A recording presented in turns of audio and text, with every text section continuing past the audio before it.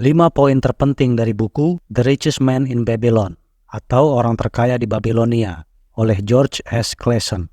Poin penting pertama, bayar diri Anda sendiri terlebih dahulu. Aku menemukan jalan menuju kekayaan ketika memutuskan bahwa sebagian dari semua yang kuhasilkan adalah milikku sendiri, dan begitu juga Anda. Tapi semua yang saya hasilkan adalah milik saya sendiri, bukan? Jauh dari itu. Bukankah Anda membayar pembuat pakaian? Bukankah Anda membayar pembuat sandal? Bukankah Anda membayar untuk makanan yang Anda makan?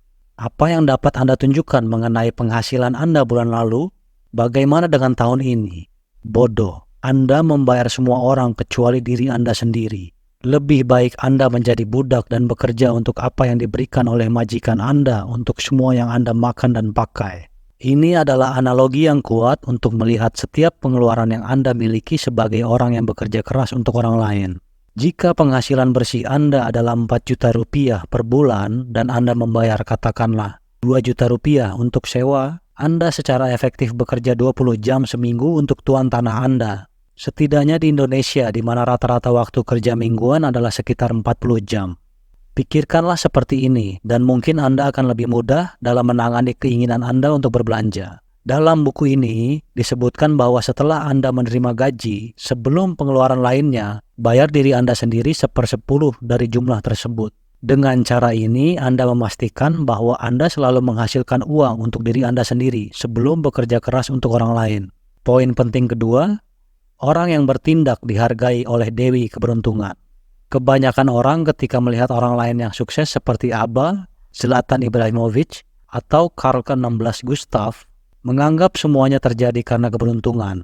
Mereka membuat berbagai macam alasan mengenai mengapa mereka tidak berada di posisi yang sama dengan orang-orang tersebut. Seperti mereka memiliki bakat, mereka bertemu dengan orang yang tepat pada waktu yang tepat, atau mereka dilahirkan dalam keadaan yang menguntungkan. Meskipun hal ini mungkin berlaku untuk beberapa orang sukses, ini jelas tidak berlaku untuk sebagian besar dari mereka.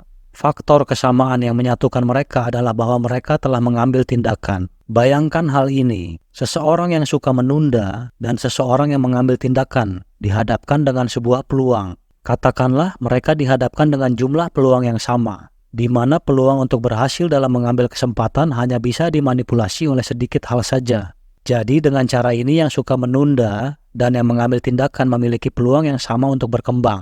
Apa yang membedakan mereka adalah jumlah peluang yang mereka coba ambil. Yang suka menunda selalu akan mencari alasan. Saya tidak merasa baik hari ini. Saya sebenarnya mengalami hari yang berat di tempat kerja. Tidak, bintang-bintang sedang tidak sejajar hari ini. Sementara itu, yang mengambil tindakan akan mengambil tindakan dan mengambil banyak peluang yang diberikan kepadanya. Oleh karena itu, peluang bahwa si pengambil tindakan akan beruntung dan berhasil pada suatu waktu jauh lebih tinggi daripada mereka yang suka menunda. Tapi ini tidak ada hubungannya dengan keberuntungan, melainkan dengan tindakan. Poin penting ketiga, kekayaan bukanlah masalah pendapatan. Kemarin berapa banyak dari kalian yang membawa dompet kosong? Kita semua, jawab kelas. Namun, kalian semua tidak memperoleh pendapatan yang sama. Beberapa dari kalian memperoleh pendapatan yang jauh lebih banyak daripada yang lain. Beberapa memiliki keluarga yang jauh lebih besar untuk didukung. Namun semua dompet kalian sama kosongnya. Sekarang aku akan memberitahumu sebuah kebenaran yang tidak biasa tentang manusia dan anak-anak manusia, yaitu apa yang kita sebut sebagai pengeluaran yang diperlukan akan selalu tumbuh dan menyamai pendapatan yang kita peroleh, kecuali kita menentangnya. Saya mengenal banyak orang pintar yang menghasilkan uang dengan sangat baik. Namun mereka tidak memiliki apa-apa yang dapat mereka tunjukkan di rekening bank mereka. Setiap kali mereka mendapatkan kenaikan gaji, mereka meningkatkan pengeluaran mereka dengan jumlah yang sama. Mereka memiliki lebih banyak akun Spotify daripada teman, dan tumpukan furnitur dari IKEA yang tidak akan pernah dirakit. Selalu berusaha mengikuti gaya hidup tetangga. Ini adalah suatu kebodohan dalam banyak hal, terutama karena ini merupakan sebuah pengambilan resiko yang besar, yang pada gilirannya akan membuatmu benar-benar terikat dan tergantung pada pekerjaanmu saat ini. Jika kamu tidak mendapatkan gaji tersebut setiap bulan, apa yang akan terjadi pada perahumu, rumahmu, dan mobilmu? Sekarang, ketika bosmu menyuruhmu membersihkan toilet untuk ketiga kalinya pada sore itu, kamu ingin berkata persetan dan menyuruhnya untuk pergi dan lakukannya sendiri. Tetapi kemudian kamu memikirkan perahu, rumah, dan mobilmu. Dan sebagai gantinya kamu berkata, "Baik Pak, dengan senang hati akan segera saya laksanakan." Tidak peduli siapa kamu atau apapun gelar yang kamu miliki, semua orang harus mematuhi hukum pendapatan dikurangi pengeluaran sama dengan tabungan. Tidak peduli apakah kamu seorang insinyur, karyawan McDonald, atau Floyd Mayweather. Poin penting keempat, bertindaklah ketika waktunya tepat. Jika Anda telah melakukan analisis menyeluruh dan bertanya kepada teman serta keluarga tentang kemungkinan dan kekurangan di dalam penelitian Anda, jangan takut untuk bertindak berdasarkan hal tersebut. Kesempatan besar jarang terjadi dan tidak boleh dilewatkan. Untuk keuangan pribadi dan investasi, kesempatan seperti itu terkadang berarti Anda harus mengurangi pengeluaran sedikit lebih banyak dari biasanya. Misalnya, selama krisis keuangan dan jatuhnya pasar saham pada tahun 2008 dan 2009, muncul suatu kesempatan besar. Bagi mereka yang bersedia meningkatkan tabungan dan investasinya pada saat itu, keuntungan besar akan datang. Poin penting kelima, kekuatan pendapatan pasif. Setelah Anda mulai mematuhi aturan pertama, bayar diri Anda terlebih dahulu, Anda akan mengumpulkan banyak uang tunai seiring waktu.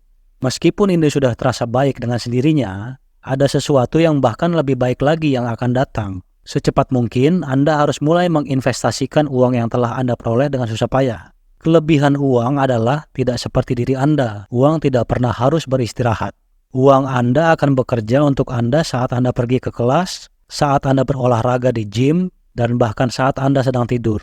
Ini adalah sistem perbudakan modern dan yang terbaik dari semuanya. Dan ini 100% legal. Ini adalah apa yang disebut dengan pendapatan pasif. Jika Anda memutuskan untuk menyimpan budak Anda, mereka akan berkembang biak. Bahkan anak-anaknya akan berkembang biak pada akhirnya. Ini akan menyebabkan uang Anda tumbuh secara eksponensial. Keuntungan dari pertumbuhan eksponensial adalah bahwa mereka berlipat ganda seiring waktu dan menghasilkan uang menjadi lebih mudah. Dan lebih mudah lagi, dan lebih mudah lagi, dan lebih mudah lagi. Untuk merangkum semuanya, poin penting pertama adalah membayar diri sendiri terlebih dahulu. Poin penting kedua adalah bahwa orang yang bertindak lebih mungkin mendapat keberuntungan dalam jangka panjang. Poin ketiga adalah bahwa kekayaan merupakan sebuah fungsi di mana pengeluaran adalah faktor yang paling penting, bukan pendapatan. Poin penting keempat dari buku ini adalah untuk bertindak ketika waktunya tepat. Dan poin penting kelima adalah kekuatan pendapatan pasif dan pertumbuhan eksponensial.